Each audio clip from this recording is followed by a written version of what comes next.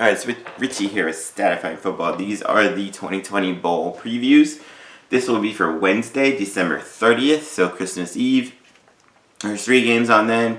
First one, Duke's Mayo Bowl, Wake Forest Demon Deacons and the Wisconsin Badgers. Wake Forest went 4-4. Sam Hartman, 1,906 passing, 10 touchdowns, only 1 interception.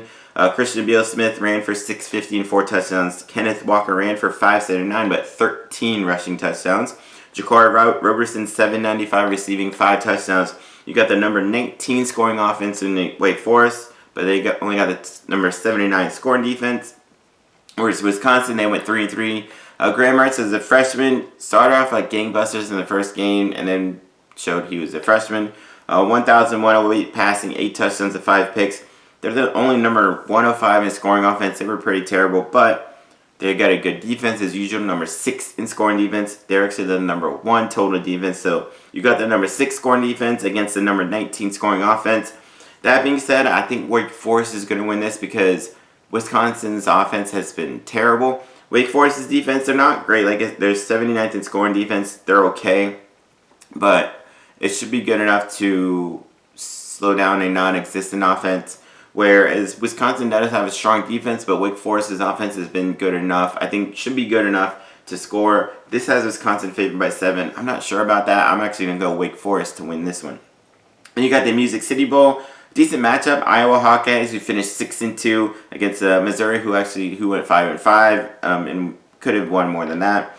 Iowa's Spencer Petras, their quarterback, 1,569, 9 touchdowns, 5 picks. Tyler Goodson has run for 762 and 7 touchdowns. You got the number 41 scoring offense, but as usual, Iowa is strong on defense, number 7 in scoring, 13th in total defense nationally. Missouri, Connor Bazelak, nice freshman year, 2,366, 7 touchdowns, 6 picks. Larry Roundtree, one of the best running backs in the SEC the past few years. He's already run for 972 and 14 rushing touchdowns.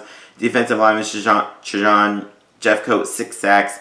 Missouri, they finished with the number 79 scoring offense, 85th scoring defense there.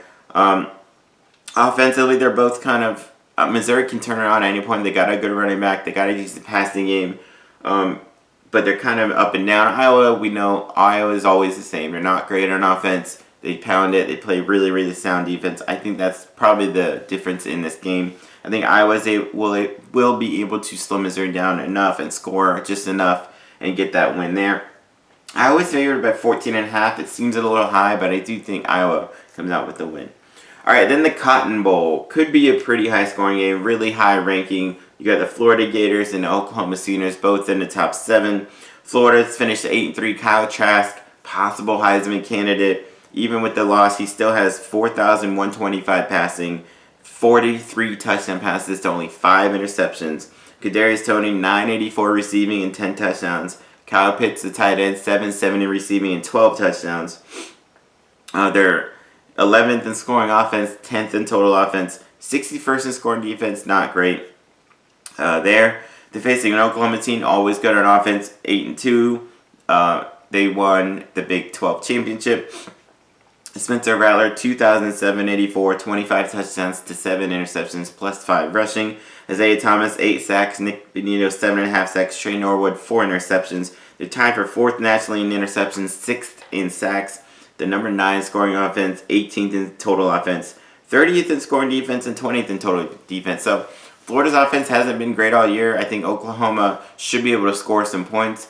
But then against Florida, you got a possible Heisman candidate there, one of the best tight ends in the country. Pitts, all the weapons on offense.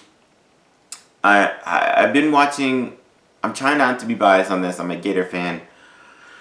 But Oklahoma, they've still struggled on offense. That don't only quote 27 in the Big 12 game, only 27 against Baylor a few weeks ago. They kind of have been up and down.